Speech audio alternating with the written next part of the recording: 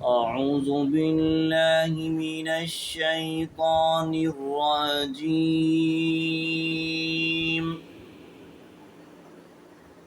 بسم الله الرحمن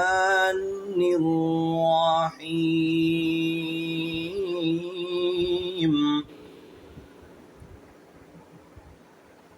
والعصر إن الإنسان لفي خسر إلا الذين آمنوا وعملوا الصالحات وتواصوا بالحق